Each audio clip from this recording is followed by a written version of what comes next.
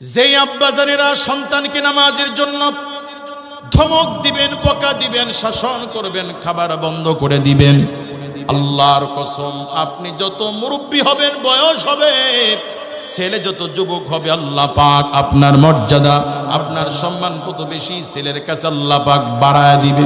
সুবহানাল্লাহ বলেন। কাজী আমার মা বোনেরা, যত ব্যস্ততা থাকুক নামাজ বাদ দেওয়া যাবে না, নামাজ পড়তে হবে। 2 নাম্বার রমাদান মাসের রোজা, আলহামদুলিল্লাহ আমাদের মায়েরা রোজা রাখে, ঠিক কি না? 3 নাম্বার আল্লাহ রাসূল বলেন পর্দা। 3 নম্বরে কি? পর্দা করা সুন্নাত, মুস্তাহাব। আরো জোরে বলেন, পর্দা করা কি? আমরা তো জানি সবাই, ঘরে কয়জনের পর্দা আছে? আল্লাহ তাআলা মুমিন নারীদের জন্য আল্লাহ পর্দাকে সুন্নত করেন নাই, ওয়াজিব করেন নাই, আল্লাহ পাক ফরজ করেছেন। এর অনেকগুলো কারণ, তার মধ্যে একটা কারণ হলো যে মারা, যে নারীরা যত বেশি পর্দায় থাকবে, আল্লাহ পাক ওই মার ওদরে যে সন্তান দিবেন, ওই সন্তান হবে নেককার, সৎ, ভদ্র। কথা বলেন ঠিক কি না? কাজী আমার মা বোনেরা, 4 নম্বর গুণ হলো স্বামীর সন্তুষ্টি অর্জন করা। স্বামীর কি করা? আমার পর্দার অন্তরে মা বোনেরা, আপনাদের গুরুত্বপূর্ণ একটি আমল হলো স্বামীর সন্তুষ্টি অর্জন করা। আল্লাহ রাসূল বলেন, কোন স্ত্রীর প্রতি স্বামী নারাজ হয়ে যদি একটি রাত যদি পার করে দেয়, ওই স্ত্রী যত আমল করুক না কেন, ওই আমল আল্লাহর দরবারে কবুল হয় না। নাউযু বিল্লাহি মিন যালিক। কাজে আমার মা বোনেরা, আপনারা স্বামীর সন্তুষ্টি অর্জন করবেন। আল্লাহ পাক আমার মাদেরকে স্বামীর সন্তুষ্টি অর্জনের তৌফিক দান করুন। আপনারা অনেকে মনে মনে বলছেন, হুজুর ভালোই তো হচ্ছে, এই বিষয়ে আরেকটু বলেন, যাতে মাহফিল শেষ হওয়ার পরে বাড়ি গিয়ে বাচ্চার মাকে বলতে পারি, শোনো নাই হুজুর কি বলছে, এখন হাত পা টিপে দাও। কি সব দায়িত্ব খালি মা বোনদের? আপনাদের দায়িত্ব নাই? আছে, আছে। আল্লাহ তাআলার রাসূল স্বামীর সেবা করার ক্ষেত্রে, সন্তুষ্টির ক্ষেত্রে আল্লাহ রাসূল বলেছেন যে যে স্ত্রীর প্রতি স্বামী সন্তুষ্ট, ওই স্ত্রীর প্রতি আল্লাহ সন্তুষ্ট। সুবহানাল্লাহ বলেন। যেই স্ত্রীর প্রতি স্বামী অসন্তুষ্ট, দিনের কারণে, হারামের কারণে নয়, ওই স্ত্রীর প্রতি, যে স্ত্রীর প্রতি স্বামী খুশি, আল্লাহ খুশি। যে স্ত্রীর প্রতি স্বামী অসন্তুষ্ট, আল্লাহ অসন্তুষ্ট। নবীজি বলছেন, আসমানের নিচে, জমিনের উপরে আমার খাদিজার চেয়ে শ্রেষ্ঠ নারী পৃথিবীতে আর নাই। আল্লাহু আকবার বলেন। তামাম পৃথিবীর সর্বশ্রেষ্ঠ নারী, তার নাম কি বলো? আম্মা জান খাদিজা রাদিয়াল্লাহু তাআলা আনহা, যাকে আল্লাহ তাআলা তামাম পৃথিবীর সব নারীদের উপরে শ্রেষ্ঠত্ব দিয়ে আল্লাহ পাক নিজে যে মাকে সালাম দিয়েছেন, তিনি আমাদের মা, আল্লাহ তাআলার রাসূলের প্রিয়তমা স্ত্রী উম্মাহাতুল মুমিনিন খাদিজা রাদিয়াল্লাহু তাআলা আনহা। কথা বলেন ঠিক কি না? এই শ্রেষ্ঠ নারী আমাদের মা, তিনি তার স্বামীর ক্ষেত্রে কেমন আচরণ করেছেন। আজ যারা আমরা হজে যাই, ওমরায় যাই, জাবালে নূর গারে শুরুতে ওঠার জন্য সিঁড়ি হয়েছে, প্রায় 1300 সিঁড়ি বেয়ে গারে হিরাতে উঠতে হয়। কত সিঁড়ি! আধুনিকতার এই সময় এসে 1300 সিঁড়ি বেয়ে জাবালে নূরের গারে শুরুতে উঠতে হয়। শক্তিশালী মানুষও কয়েকবার পানি খেতে হয়, বিশ্রাম নিতে হয়। আজ থেকে 1500 বছর আগে যখন সিঁড়ি ছিল না, সিঁড়িহীন জাবালে নূরের 7,500 ফিট উচ্চতায় 40 ঊর্ধ্ব একজন স্ত্রী স্বামীর সন্তুষ্টির জন্য খাবার নিয়ে পৌঁছে দিয়ে আসতেন। আল্লাহু আকবার বলেন। এজন্য আল্লাহ তাআলা আমাদের মাকে সালাম দিয়েছেন। আল্লাহর হাবিব সাল্লাল্লাহু আলাইহি ওয়াসাল্লাম গভীর রজনীতে নির্জনে দাওয়াত দিয়ে যখন আস্তে করে দরজায় এসে যখন ডাক দিতেন খাদিজা, আল্লাহ নবীর এক ডাক দেওয়ার সাথে সাথে আম্মা জান খাদিজা রাদিয়াল্লাহু তাআলা আনহা লাব্বাইক ওয়া সাআদাইক ইয়া রাসূলুল্লাহ বলে সাথে সাথে দরজা খুলে দিতেন। নবীজি আশ্চর্য হয়ে যেতেন, জিজ্ঞেস করতেন, খাদিজা তুমি কি ঘুমাও না? যত রাত্রে আসি, একটার বেশি 2টা ডাক দেওয়া লাগে, আস্তে ডাক দিই, সাথে সাথে কিভাবে খুলে দাও? আমাদের মা বলতেন, ইয়া রাসূলুল্লাহ, কাফির মুশরিকদের ভয়ে চুপে চুপে দিনের দাওয়াত দিয়ে নির্জনে নিবৃত্তিতে আপনি যখন আমার ঘরে আসেন, কাফির মুশরিকরা শুনবে, এই জন্য আস্তে ডাক দেন। আমি খাদিজা যদি বিছানায় ঘুমায় থেকে আপনার ডাক শুনতে পারবো না, সেই জন্য ইয়া রাসূলুল্লাহ, ইয়া হাবিবাল্লাহ, আপনার ডাকে সাড়া দেওয়ার জন্য আমি খাদিজা রাতের বেলা আপনি ঘর থেকে বের হলে আমি বিছানায় ঘুমাই না, বরং এই দরজায় আপনার অপেক্ষায় আমি দাঁড়ায় দাঁড়ায় আপনার অপেক্ষার প্রহর গুনি। সুবহানাল্লাহ বিহামদি। আমার মারা, এ হচ্ছে পৃথিবীর সর্বশ্রেষ্ঠ নারীর চরিত্র, আদর্শ, স্বামীর প্রতি তার যে অনুগত, এটা আমাদেরও হওয়া, আমাদের মা বোনদের দরকার আছে না নাই? মুআজ্জাজ হাজিরিন, মা বোনদের যেমন স্বামীর কদর করা জরুরি, আপনাদের দায়িত্ব আছে। আল্লাহ তাআলা রাসূল বলেন, কোন স্বামী, কোন পুরুষ, কোন রিজাল ভালো কি মন্দ এটার সার্টিফিকেট দিবে তার বিবি। কে দিবে? বলুন কে দিবে? সমাজের সবার কাছে আপনি পিসা, আপনি ভালো, স্ত্রীর কাছে জালিম, আল্লাহর কাছেও আপনি জালিম হিসেবে আপনি পরিচিত হবেন। স্ত্রীর কাছে ভালো মানুষ, আল্লাহর কাছেও আল্লাহ পাক ভালো মানুষ হিসেবে বিবেচিত করবেন। সুবহানাল্লাহ বলেন। কাজে আপনারা স্ত্রীদেরকে ভালোবাসবেন তো ইনশাআল্লাহ। হুজুর বাসি তো, ডালে লবণ বেশি হলে চুল ধরে পিডায়, একটু ভুল করলেই ঘাট ধরে বাড়ি থেকে বের করে দিই। এটা কি ভালোবাসা? এটা কি ভালোবাসার নমুনা? আল্লাহর হস্তে স্ত্রীদেরকে কেউ মারবেন না। নবীজি সাল্লাল্লাহু আলাইহি ওয়াসাল্লাম বলেছেন, আল্লাহ পাক মাদেরকে, স্ত্রীদেরকে স্বামীর বাম পাজরের বাঁকা হাত দিয়ে তৈরি করেছেন। এটা একটু বাঁকা, এটা কি একেবারেই ছেড়ে দিবেন আরো বাঁকা হবে, আবার এটাকে প্রেশার ক্রিয়েট করবেন, চাপ দিবেন, ভেঙে যাবে। সেই জন্য মা বোনদেরকে একবারে মাথার উপরে উঠানো যাবে না। তোমার যা খুশি, তুমি চাইলে মার্কেটে যেতে পারো, তুমি চাইলে বিদ্যুৎ বিল দিতে পারো, তুমি চাইলে ঢাকা যেতে পারো, এরকম এত স্বাধীনতাও দেওয়া যাবে না। আবার মা বোনদেরকে বেশি চাপাচাপিও করা যাবে না। চোখের শাসনে ভালোবাসা দিয়ে আগলে রাখতে হবে। কথা বলেন ঠিক কি? রাখবেন তো ইনশাআল্লাহ? স্ত্রীদেরকে মারবেন না তো? আচ্ছা বলেন, আপনার মেয়েকে কেউ যদি মারে, এটা কি আপনার ভালো লাগবে? আপনার মাকে কেউ যদি মারে, এটা কি পছন্দ করবেন? কাজেই যেই নারী, যেই স্ত্রী আপনার বিবি, আপনার ঘরনি, আপনার স্ত্রী, আপনার এই স্ত্রী কোনো বাবার কলিজার টুকরা মেয়ে, আপনার সন্তানের মা, কথা বলেন ঠিক কি না? কাজে আপনার মেয়েকে কেউ মারুক, এটা যেমন আপনি পছন্দ করেন না, আল্লাহর হস্তে কোন স্ত্রীকে মারবেন না, বুঝাবেন, বেশি কাজে দিবে। মারবেন তো স্ত্রী আরো নষ্ট হয়ে যাবে। কথা বলে ঠিক কি? আচ্ছা কোন স্ত্রী যদি তরকারিতে লবণ বেশি দেয়, ইচ্ছা করে দিবে? ভুলে হয়ে যাবে, ঠিক কি না? এখন আপনি স্ত্রী ডালে লবণ বেশি দিয়েছে, আপনার স্ত্রী রাগে আপনি যদি পিডান, আপনি যদি ভাঙচুর করেন, রাতের বেলা আবার ডাউল রান্না করলো, লবণ বেশি দিল না, কিন্তু একটু থুতু দিল ডালের মধ্যে দিয়ে গুলে দিল, বুঝতে পারবেন আপনি? কাজে স্ত্রীকে মারধর করবেন না। স্ত্রী আপনার সিক্রেট, স্ত্রী আপনার ভালোবাসার জিনিস। কথা বলেন ঠিক কি? এক মুরব্বী গাড়িতে বসছে, তো পাশের সিটে এক যুবক বসে সিগারেট ধরিয়েছে। মুরব্বী খুব রেগে গেছে, ছেলেকে বকাঝকা শুরু করছে, এই ছেলে তোমার নাম কি? গাড়ি থেকে নেমে যাও, সিগারেট খাওয়ার জায়গা পাও না, গাড়িতে বসে সিগারেট খাও। যুবক বলছে, চাচা রাগ করিয়েন না, দেখেন উপরে কি লেখা আছে। উপরে লেখা আছে, কোনো অভিযোগ থাকলে ড্রাইভারকে বলুন। কাকে বলুন? মুরব্বীর সামনে গিয়ে ড্রাইভারকে ঝাড়া শুরু করছে, এই ড্রাইভার গাড়ি থামাও, কি যাত্রী উঠিয়েছো, গাড়ির মধ্যে সিগারেট খায়, নামো। ড্রাইভার গাড়ি চালায় আর হাত দিয়ে উপরে ইশারা করে যে উপরে তাকা। উপরে লেখা আছে, চলন্ত অবস্থায় ড্রাইভারের সাথে কথা বলা নিষেধ। চিল্লায় কোনো কাম আছে? মুরব্বী আবার মন খারাপ করেছে, সিটে বসছে। বলুন তো, এই যে রাগারাগি, এতে কোনো ফলাফল হয়েছে? এই চিৎকার না করে যদি নম্র ভাষায় ছেলেকে বলতো, বাবা এটা ঠিক না, বাবা এটা ফালায়া দাও, বলুন তো ফালাইতো কি না? কাজী চিৎকার করেই সবকিছু অর্জন করা যায় না। স্ত্রীরা যদি আপনার কথা না শোনে, পিটাইলেই সে ভালো হবে, বিষয়টি এমন নয়। সেই জন্য স্ত্রীদেরকে মারবেন না, বোঝাবেন, বেশি কাজ দিবে।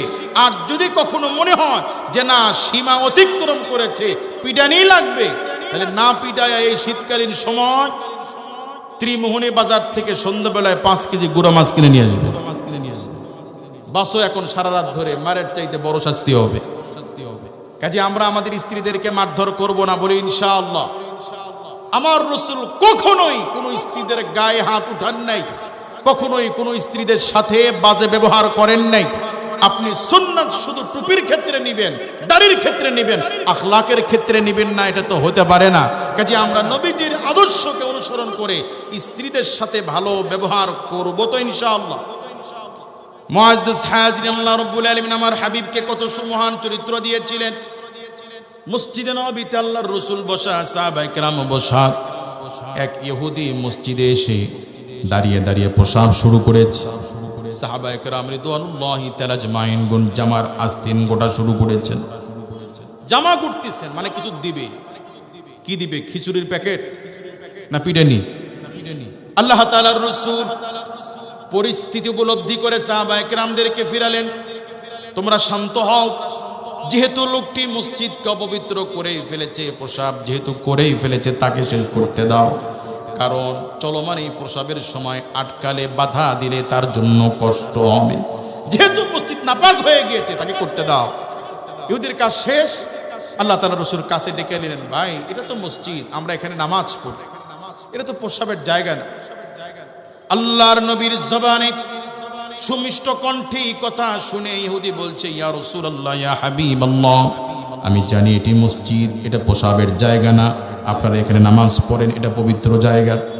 ইয়া রাসূলুল্লাহ, ওয়াল্লাহি আল্লাহ শপথ, জেনে শুনে সজ্ঞানে আমি প্রসাব করেছি, শুধুমাত্র এটা বোঝার জন্য যে আপনি আসলেই আল্লাহর পয়গম্বর কিনা। আল্লাহ শপথ, আপনি আমার সাথে, আমি এত বড় খারাপ কাজ করার পরে আপনি আমার সাথে যে উত্তম ব্যবহার দেখিয়েছেন, যদি আপনি নবী না হতেন, সাধারণ মানুষ হতেন, এতক্ষণে আমার গায়ে হাত উঠাইতেন। আপনার এই কথা বলা, আপনার এই নরম কণ্ঠের কথা আমাকে বলে দেয় যে আপনি সাধারণ কোনো মানুষ নয়, বরং আপনি আল্লাহর পয়গম্বর। সুবহানাল্লাহ বলেন। কাজী আল্লাহর রাসূলের আদর্শ মানা আমাদের জন্য দরকার আছে না নাই? আজ আমরা একজন আরেকজনের সাথে টুপির কালার না মিললে, পাগড়ি না মিললে, জুব্বা না মিললে, এক লোক আরেক লোককে আমরা দূর দূর করে দিই। এক পীরের মুরিদ আরেক পীরের মুরিদকে আমরা বাঁকা নজরে দেখি, এক দল আরেক দলকে আমরা বাঁকা নজরে দেখি। এরকম সংকীর্ণতা মন আমাদের আছে না নাই? আল্লাহর রাসূল কেমন ছিলেন? মুনাফিক সর্দার আব্দুল্লাহ ইবনে উবাই, নাম শুনছেন তো আপনারা? এই চরম পর্যায়ের কপাল পোড়া লোকটি আমাদের মা উম্মাহাতুল মুমিনিন আয়েশা রাদিয়াল্লাহু তাআলা আনহার ব্যাপারে জিনার তহমত দিয়েছিল। নাউযুবিল্লাহ বলেন। ঘটনাকে রং চং মাখিয়ে এমন ভাবে জাতির সামনে প্রকাশ করেছে যে মুমিনদের মধ্য থেকে একদল মুমিনরা বিশ্বাস করেই নিয়েছিল যে হয়তো এমন কিছু হতেও পারে। নাউযুবিল্লাহ বলেন। এই চরম ঘৃণিত কাজটি যে কপাল পোড়া আমাদের মার ব্যাপারে ছড়িয়েছিল, আম্মা জানের চরিত্রের সান্মোচিত করে দেন। মুআজ্জাজ হাজিরিন, এই কপাল পোড়া মুনাফিক সর্দার আব্দুল্লাহ ইবনে উবাই ইন্তিকালের আগে তার জবান বন্ধ হয়ে গিয়েছে, বিছানায় পড়ে গিয়েছে অসুস্থ। ছেলে আব্দুল্লাহ, মুনাফিক সর্দার, সে ছিল কপাল পোড়া, কিন্তু তার ছেলে আব্দুল্লাহ নবীজির খাঁটি ইমানদার সাহাবী ছিলেন। সুবহানাল্লাহ বলেন। ছেলে আব্দুল্লাহ আল্লাহর নবীর কাছে আসছে, ইয়া রাসূলুল্লাহ, আমার আব্বা সারা জীবন ইসলামের দুশমনি করেছে, ইসলামের ক্ষতি করেছে, ইয়া রাসূলুল্লাহ, এখন আমার আব্বা বিছানায় শায়িত, কখন জানি তিনি চলে যান। ইয়া রাসূলুল্লাহ, আমি এসেছি, আপনার একটু পবিত্র থুতু মোবারক, লালা মোবারক যদি দিতেন, আমি আশাবাদী আল্লাহ পাক হয়তো আপনি রহমাতুল লিল আলামিনের জবানের থুতু মোবারকের দ্বারা হয়তো আল্লাহ পাক আমার আব্বাকে হয়তো আল্লাহ তাআলা জবান খুলে দিবেন। নবীজি একটু লালা মোবারক দিয়েছে, আল্লাহর কুদরতে কপাল পোড়ার জবান খোলা পেয়েছে, আল্লাহ সুস্থ করে দিয়েছেন। সুবহানাল্লাহ বলেন। কপাল খুলে গেছে, সুস্থ হয়ে গেছে। সুস্থ হয়ে আবার বিশুদ্ধার শুরু করেছে। দেখতে দেখতে কয়েকদিনের ব্যবধানে কপাল পোড়া মারা গেছে। ছেলে আব্দুল্লাহ আবার আসছে, ইয়া রাসূলুল্লাহ, আমার ইচ্ছা হয় আপনার একটা জুব্বা যদি আমাকে হাদিয়া দিতেন আমার আব্বার জন্য, তিনি তো খুব পাপী ছিলেন, আপনার একটা জুব্বা দিলে এই জুব্বাকে কাফনের কাপড় হিসেবে আমার আব্বাকে পরিয়ে আমি চাই দাফন করতে। আশা করা যায় যে আল্লাহ পাক আপনি রহমাতুল লিল আলামিন নবীজির ওসিলায় হয়তো আল্লাহ পাক আমার আব্বাকে নাজাত দিয়ে দিবে। আল্লাহ তাআলার রাসূল ঘরের ভিতর থেকে একটা জুব্বা এনে দিয়েছে, যাও আব্দুল্লাহ তোমার বাবার জন্য নিয়ে যাও। সুবহানাল্লাহ বলবেন না? কত বিশাল হৃদয়ের মানুষ হলে, কত বিশাল চরিত্রের মানুষ হলে এমন কাজ করতে পারেন। ছেলে আবার আসছে, ইয়া রাসূলুল্লাহ, আমার ইচ্ছা হয় যে আমার আব্বার জানাজার ইমামতিটা যদি আপনি করতেন, আল্লাহ পাক হয়তো আপনার জানাজার ইমামতির ওসিলায় হয়তো আল্লাহ আমার আব্বাকে মাফ করে দিবেন। হাদিস সাক্ষী আল্লাহর নবী মুনাফিক সর্দারের নাজাতের জন্য আল্লাহর নবী হাঁটি হাঁটি কদমে জানাজার জন্য সামনে যাচ্ছেন। হযরত ওমর রাদিয়াল্লাহু তাআলা আনহু আল্লাহর নবী জামার আস্তিন ধরে বসে পড়েছেন। ইয়া রাসূলুল্লাহ, ইয়া হাবিবাল্লাহ, আপনি কার জানাজা পড়াবেন? এই তো সেই কপাল পোড়া যে ব্যক্তি আমাদের মা উম্মাহাতুল মুমিনিন আয়েশা রাদিয়াল্লাহু তাআলা আনহার ব্যাপারে জিনার তহমত দিয়েছিল, এমন কপাল পোড়ার জানাজাকে আপনি পড়াবেন? আল্লাহ তাআলা রাসূল বললেন, ওমর, এখনো তো আমার আল্লাহ আমাকে নিষেধ করেন নাই। আমি চাই আল্লাহ পাক আমার এক গুনাহগার উম্মতকে আল্লাহ পাক মাফ করে দিন। আল্লাহ রাসূল জানাজা পড়তে যাচ্ছে। এবার আল্লাহ পাক ওহী নাযিল করলে বলেন, হাবিব, এই কপাল পোড়ার জন্য আপনি একবার নয়, দুইবার নয়, যদি 70 বার যদি মাফ চান, আমি আল্লাহ পাক তাকে মাফ করব না। সিদ্ধান্ত কার? হাদিস সাক্ষী আল্লাহর নবী বলেন, আমার উম্মতের আল্লাহ পাক যদি এটা না বলে যদি এটা বলতো যে আমি 70 বার মাফ চাইলে আল্লাহ পাক মাফ করে দিবেন, তাহলে আমি রাসূল আমার এই গুনাহগার উম্মতের জন্য আমি 70 বার বেশি হলেও আমি তার জন্য মাফ চাইতাম। আল্লাহু আকবার বলেন। ভালো যদি বাঁচতে হয় নবীকে বাসুন, জীবন যদি দিতে হয় নবীর প্রেমে দিন। ও নবী রহমতওয়ালা, ও নবী তরানেওয়ালা, সবার চেয়ে প্রিয় তাই, সবার চেয়ে প্রিয় তাই, নবীকে বাসুন। ভালো যদি বাসতে হয় নবীকে বাসুন। কি নবীকে ভালোবাসবো তো ইনশাআল্লাহ? মুআজ্জিজ হাজিরিন, তাহলে আজ আমাদের পোশাকে নবীর আদর্শ নাই। কেউ পড়ছি কাপড় টাকনুর নিচে, কেউ পড়ছি আমরা হাঁটুর উপরে, চরম পর্যায়ের সীমা লঙ্ঘন করছি। বিয়ে শাদীতে নবীজির আদর্শ নাই। মুসলমানের ঘরে ঘরে এখন ছেলে মেয়েদের জন্ম উৎসবের মহা উৎসব চলে। কেক কেটে মোমবাতি জ্বালিয়ে ইহুদি খ্রিস্টানদের মতো আমরা জন্মদিন পালন করি। এমনটা আমরা করি কি করি না? চরম লেভেলের সীমালঙ্ঘন। মুসলমান, তোমাকে কে শিক্ষা দিল? তোমাকে কে শিক্ষা দিল যে মুসলমান তোমার সন্তানের জন্মদিনে কেক কাটতে হবে? কোথায় পেলে এই আদর্শ? আজ আমরা নবীজির সুন্নাত থেকে দূরে সরতে সরতে সরতে সরতে এত দূরে চলে আসছি। বহু কপাল পোড়া মুসলমান আছে, বাপ মারা যাওয়ার পরে জানাজার নামাজ পড়ছে, মাথায় টুপি নাই, জানাজার নামাজ পড়ছে, মায়ের গায়ে একটা সুন্নত পোশাক নাই। এমন মানুষ আছে না নাই? ঈদ বছরে 2 দিন।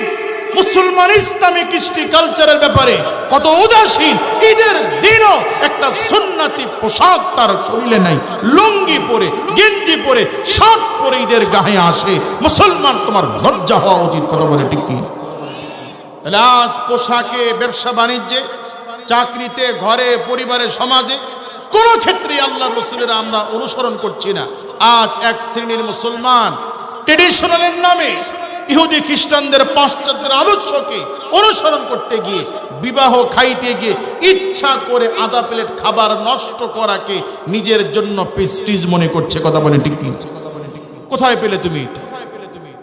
হযরত ওমর রাদিয়াল্লাহু তাআলা আনহু পারস্য সরকারের সাথে দ্বিপাক্ষিক বৈঠক করতে গিয়ে তিনি যখন খানা খাচ্ছিলেন দুপুরবেলা, খানা খাইতে গিয়ে দস্তরখানায় রুটির যে সেরা অংশ, ক্ষুদ্র অংশ পড়ে যাচ্ছিল, খলিফাতুল মুসলিমিন সেগুলো তিনি তুলে তুলে আবার মুখে দিচ্ছিলেন। সুবহানাল্লাহ বলেন। পাশে থেকে একজন সাহাবী ভাই বললেন, আমিরুল মুমিনিন, এরা এমন এক জাতি যারা খাবারকে নষ্ট করাকে নিজেদের মতো সব নিজেদের জন্য সভ্যতা মনে করে। শুধুমাত্র আজকের জন্য এই পরিবেশে এগুলো কি না খেলে হয় না? কেমন হয়? হযরত ওমর রাদিয়াল্লাহু তাআলা আনহু চেহারা লাল হয়ে গেল।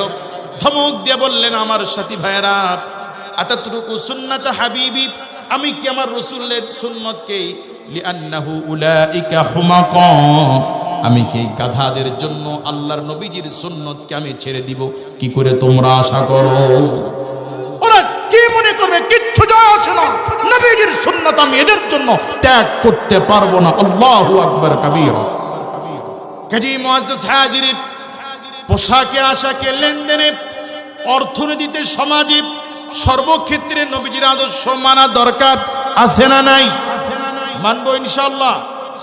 আজ থেকে আল্লাহর হস্তে দস্তরখানায় খাবারের চেষ্টা করবেন, বলি ইনশাআল্লাহ। নবীজি বলছেন, আমার এক একটি সুন্নাতকে কেউ যদি মুহাব্বত করে, যদি প্রতিষ্ঠিত করে, 100 বার শহীদ হলে যে নেকি হতো, সওয়াব হতো, আল্লাহ পাক এক একটি সুন্নাতের বিনিময়ে আল্লাহ পাক ওই ব্যক্তির আমলে আল্লাহ এই পরিমাণ নেকি দান করবেন। হুজুর দস্তরখানা তো বুঝছি নেকিও বেশি, কিন্তু একটা দস্তরখানা কিনতে গেলে 50,000-60,000 টাকার মতো খরচ হয়। গরিব মানুষ কেনার সামর্থ্য নেই, ঘরে কাপড়ের অভাব আছে, একটা পুরাতন লুঙ্গি কেটে আপনি দস্তরখানা বানান, যে কোনো একটা কাপড় কেটে দস্তরখানা বানান। এরপরে মিসওয়াক, নবীজি সাল্লাল্লাহু আলাইহি সাল্লাম বলেছেন, কোন মুমিন যদি মিসওয়াক করে ওযু করে নামাজ পড়ে, আল্লাহ পাক মিসওয়াকের বদৌলতে তার সওয়াবকে মিসওয়াকবিহীন ওযুর চেয়ে 70 গুণ বেশি নেকি আল্লাহ পাক দিয়ে দিবেন। এক মিসওয়াকের নেকি বাড়বে কয় গুণ? আপনাদের তো নেকি দরকার নেই, আছে? মূল কথা হলো আমাদের মধ্যে আখিরাতের ফিকিরি নাই, এই জন্য আমরা গুরুত্ব দিই না। মনে করুন এই মুহূর্তে যদি এক ভ্যান কলা পাতা এনে দেওয়া হয়, আর যদি বলা হয় কার কার লাগবে নিয়ে যান, কেউ নিবে? নিবে কি কেউ? দরকার নাই তো এখন, এই জন্য নিবে না। কিন্তু যদি 10 ডেকচি খিচুড়ি এনে যদি বলা হয় পর্যাপ্ত পরিমাণ প্লেট নাই, এখানে কলা পাতা আছে, যার যার লাগবে নিবেন, বলুন এখন নিবে কিনা? কেন নিবে? এটা প্রয়োজন।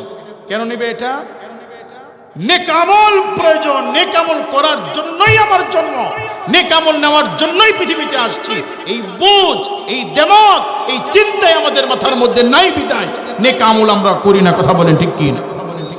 মুআজ্জাজ হাজিরিন, যারা আমরা আখিরাতে হাসতে চাই, জান্নাতে যেতে চাই, তারা আজ থেকে নবীকে মুহাব্বত করে, নবীজির অনুসরণ করে আমরা মিসওয়াক করব ইনশাআল্লাহ। করব ইনশাআল্লাহ। নবীজি বলছেন, মান আহাব্বা সুন্নতি ফাকাদ আহাব্বানি ওয়া মান আহাব্বানি কানা মাই ফিল জান্নাহ। যে ব্যক্তি আমার সুন্নতকে ভালোবাসলো, সেজন্য আমি রাসূলকে ভালোবাসলো, আর যে আমি রাসূলকে ভালোবাসলো, কানা মাই ফিল জান্নাহ, এই ব্যক্তি আমি রাসূলের সাথে জান্নাতে বসবাস করবে। রাসূলকে মুহাব্বত করে রাসূলের সুন্নাহকে আমরা ভালোবাসবো ইনশাআল্লাহ। প্রতিটি সুন্নাহ আল্লাহ রাসূলের ভালোবাসার শামিল। প্রতিটি সুন্নাত মানার অর্থই হলো রাসূলকে ভালোবাসা। রাসূলকে মুহাব্বত করা, সুন্নতকে ভালোবাসা, অর্থই হলো আল্লাহর ভালোবাসা অর্জন করা। কথা বলেন ঠিক কি না? কাজে আমরা আল্লাহকে মুহাব্বত করে নবীজির সুন্নাত পালনের চেষ্টা করব ইনশাআল্লাহ। নেকি, সওয়াব, জান্নাত, আল্লাহর সন্তুষ্টি, এগুলো তো আছেই। পাশাপাশি যদি কোনো মুমিন নবীজির আদর্শ, নবীজির সুন্নাতকে মানে, তাহলে আল্লাহ পাক সুন্নতের বদৌলতে আল্লাহ পাক পৃথিবীতেও বরকত, রহমত, আল্লাহ পাক নিয়ামত দান করবেন। কথা বলেন ঠিক কি না? যেমন আমরা এই গরমকালীন সময় পাতিল থেকে যদি তরকারি হাত দিয়ে উঠিয়ে নিই, দেখবেন এই তরকারি খুব দ্রুত পচনশীল, নষ্ট হয়ে যায়, টক হয়ে যায়। সেম একই তরকারি হাত দিয়ে না নিয়ে যদি চামিচ দিয়ে উঠিয়ে নিই, তাহলে এর দীর্ঘস্থায়িত্ব বেশি থাকে, সহজে নষ্ট হয় না। আপনারা সাক্ষ্য দেন, এটা সত্য না অসত্য?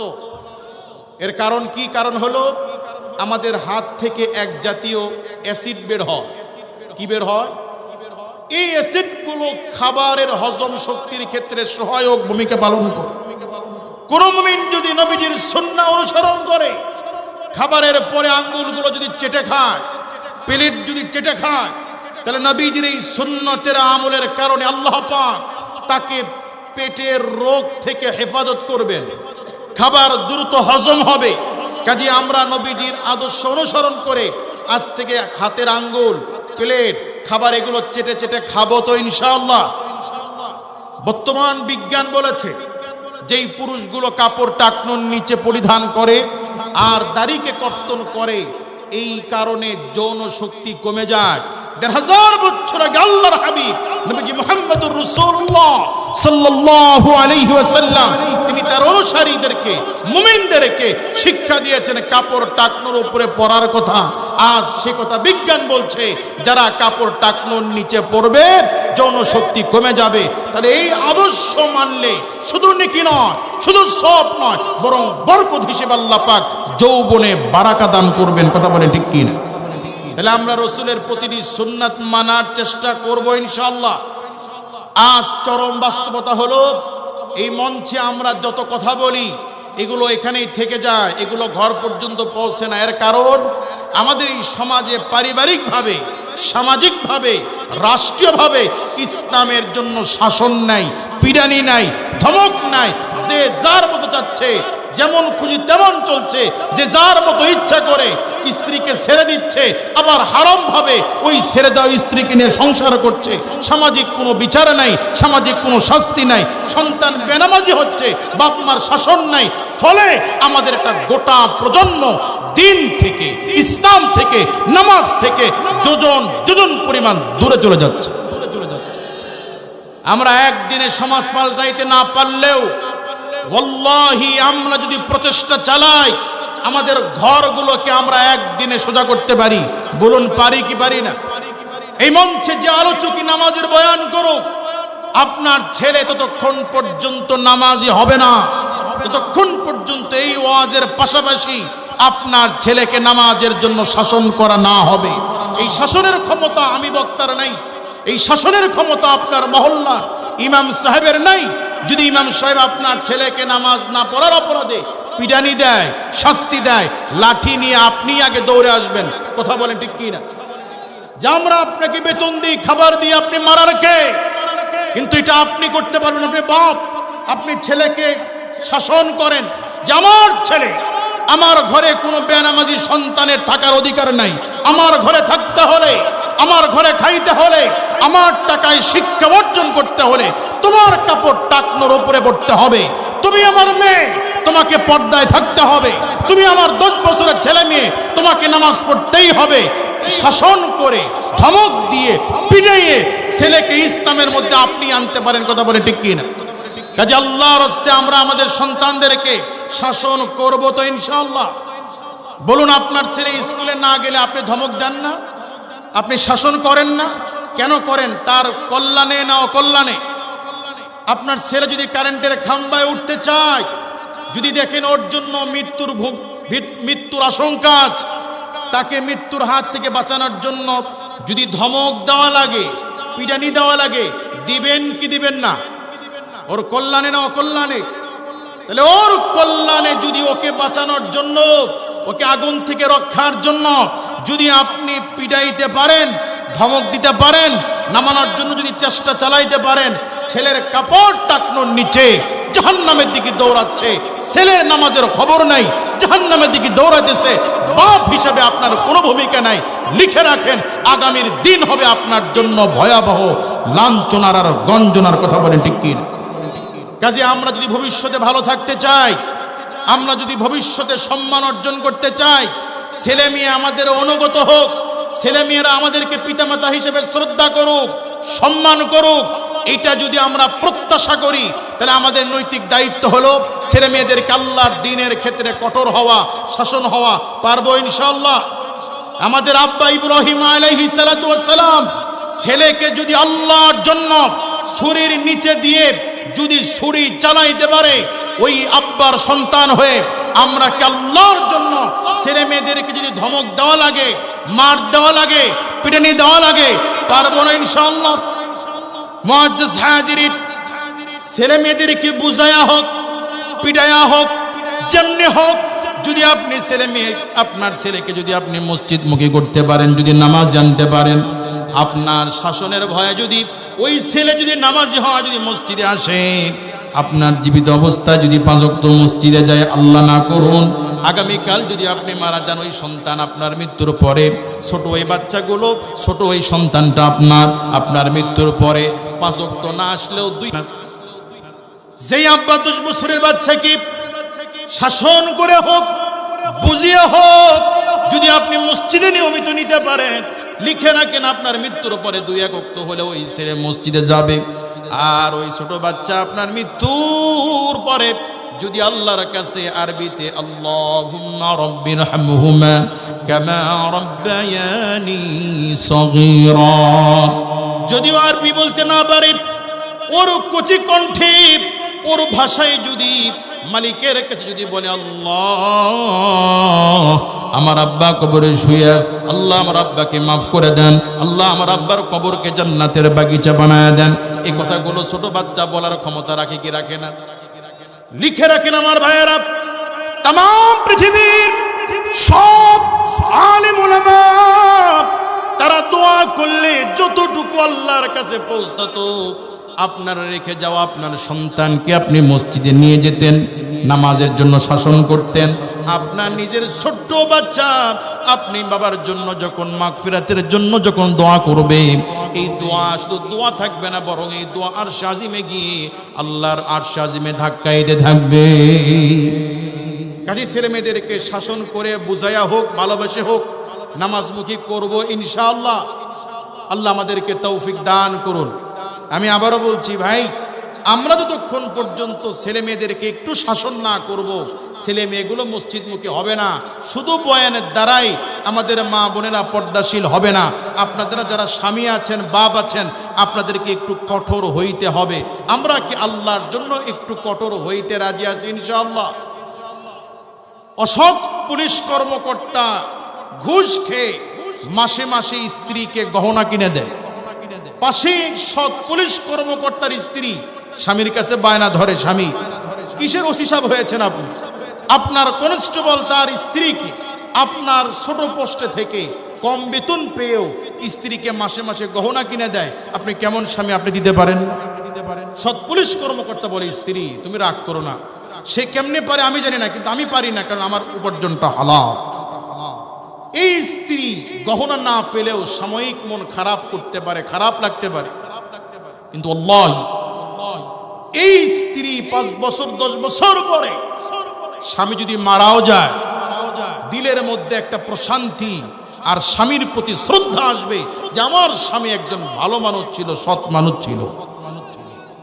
ছেলে মেয়েকে নামাজের জন্য শাসন করছেন, ধমক দিয়েছেন, দস্তরখানা খাবারের জন্য পরিবারে শাসন করেছেন, মিসওয়াকের জন্য ধমক দিয়েছেন, সাময়িক তারা একটু মান অভিমান করেছে, কিন্তু আল্লাহি আপনি যত বয়স হবেন ওদের মধ্যে আপনার শ্রদ্ধা আল্লাহ পাক জমা করে দিবে। আপনি যত বুড়া হবেন ওরা আপনাকে শ্রদ্ধা করবে, সম্মান করবে। কথা বলে ঠিক কি না ভাই? আমাদেরকে সন্তান দান করেছেন কে? সন্তানের বাবা হওয়া না হওয়ার ক্ষেত্রে আমাদের নিজস্ব কোনো কর্তৃত্ব আছে? আপনার ছেলে সুস্থ, আরেকটা অন্যের ছেলে প্রতিবন্ধী, চোখ নাই, কথা বলতে পারে না, আপনার ছেলে কথা বলতে পারে, আপনার ছেলে দেখতে পারে, এতে আপনার নিজস্ব কোনো কর্তৃত্ব আছে? আল্লাহ পাক দয়া করে আমাদের সন্তানদেরকে আল্লাহ সুস্থ রেখেছেন। আল্লাহ পাক বলেন, আলাম নাজআল লাহু আইনাইনি ওয়া লিসানান ওয়া শাফাতাইন। বললাম যে চোখ দিয়ে দেখো, এটা কি আমি তোমাদেরকে দেই নাই? ওয়া লিসানান ওয়া শাফাতাইন, যে জবান দিয়ে কথা বলো, এই জবানটা কি আমি আল্লাহ দেই নাই? এগুলো কার দেওয়া? আল্লাহ রাব্বুল আলামিন বলেন, আফরাআইতুম মা তুমনুন আনতুম তাখলুকুনাহু আম নাহনুল খালিকুন। বান্দা, যে পানি দ্বারা তোমাদেরকে সৃষ্টি করা হয়েছে, এই পানি সম্পর্কে তোমাদের কোনো ধারণা আছে? আনতুম তাখলুকুনাহু আম নাহনুল খালিকুন। তুমি বান্দা যে পানি দ্বারা সৃষ্টি হয়েছে, তোমার পিতার পৃষ্ঠদেশ থেকে নির্গত যে পানি তোমার মার রেহেমে পৌঁছেছিল, আনতুম তাখলুকুনাহু আম নাহনুল খালিকুন, এই পানি তোমরা বানিয়েছো না আমি আল্লাহ পাক বানিয়েছি? বলুন কে বানিয়েছেন? বিজ্ঞানীগণ বলেন, এই 1 ফোঁটা পানির ভিতরে প্রায় 40 কোটির উপরে শুক্রাণু থাকে। আল্লাহু আকবার বলেন। কত কোটি? মার পেট, মার উধাম, মার জরায় যদি পর্যাপ্ত জায়গা থাকতো, আল্লাহ পাক ইচ্ছা করলে এই 1 ফোঁটা পানি দ্বারা 40 কোটির উপরে সন্তান পৃথিবীতে আসতে পারতো। কথা বলেন ঠিক কি? যেহেতু মার পেটটা ছোট, জায়গাটা ছোট, সেই জন্য বিজ্ঞানীগণ বলেন, এই পানি যখন মার উধামে যায়, এই কোটি কোটি শুক্রাণুর মধ্যে যে 1টা 2টা 3টা সবার আগে প্রতিযোগিতা চালিয়ে সবার আগে মার ডিম্ব কোষের ওপরে যেই শুক্রাণুটা আশ্রয় নেয় সে একটা দুইটা সন্তানই আশ্রয় পায়, বাকি কোটি কোটি শুক্রাণুগুলো সেখানে নষ্ট হয়ে যায়। বলুন, আমরা যখন ওই পানির ভিতরে ছিলাম তখন আমাদের হাত পা ছিল, জ্ঞান বুদ্ধি ছিল, আগে দৌড় দিতে হবে, আগে যেতে হবে, এরকম চিন্তা করার মতো কোনো বুঝ আমাদের ছিল?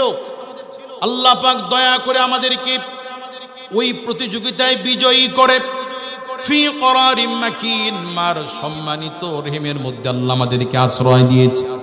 এরপরে কুল হুয়াল্লাযী আনশাআকুম ওয়া জাআলা লাকুমুস সামআ ওয়াল আবসারা ওয়াল আফইদা, তিনি তার ইচ্ছা মতো শোনার জন্য কান, দেখার জন্য চোখ, আর চিন্তা করার জন্য ওয়াল আফইদা অন্তরকরণ দিয়েছেন। ক্বালিলাম মা তাশকুরুন, বস্তুত দুনিয়ার মানুষ তোমরা কম সংখ্যক ব্যক্তি তোমরা তোমার রবের শুকরিয়া আদায় করো। আমরা পাইকারি ধরে আল্লাহর নাফরমানি করি, কথা বলেন ঠিক কি না?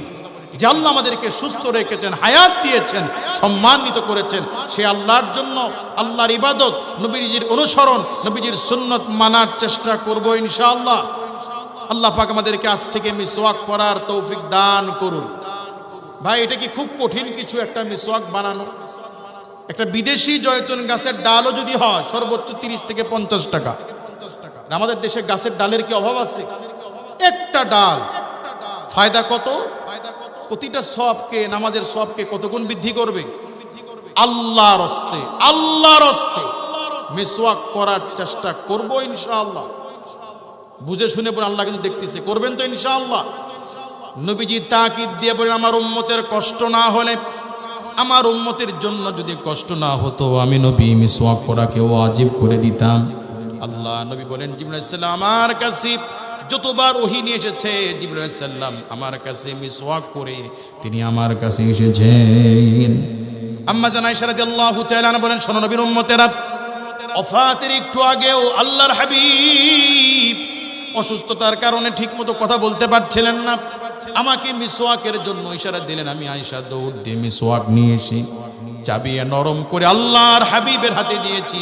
ইন্তিকালের একটু আগে আল্লাহর তাআলার রাসূল, ইন্তিকালের একটু আগে আল্লাহ তাআলার রাসূল আমার চাবিয়ে দেওয়া মিসওয়াক দিয়ে নবীজি মিসওয়াক তিনি করেছেন।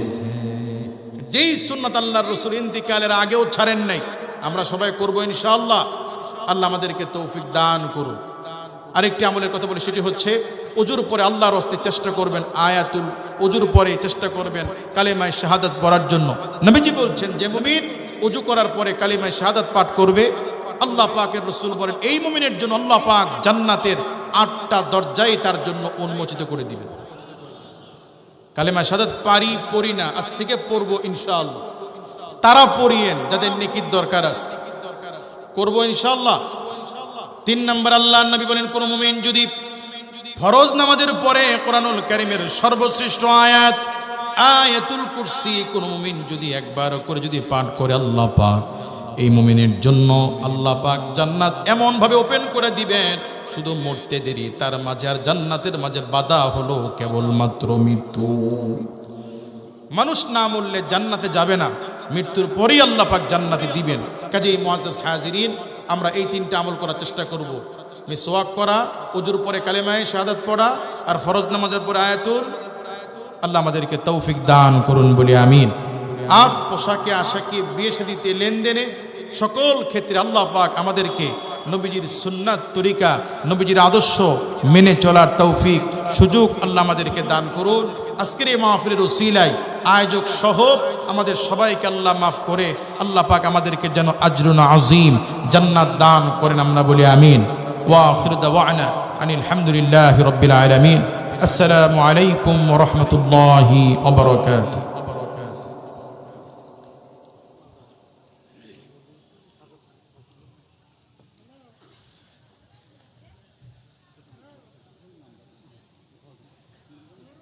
এটা একটু সরাইতে হবে।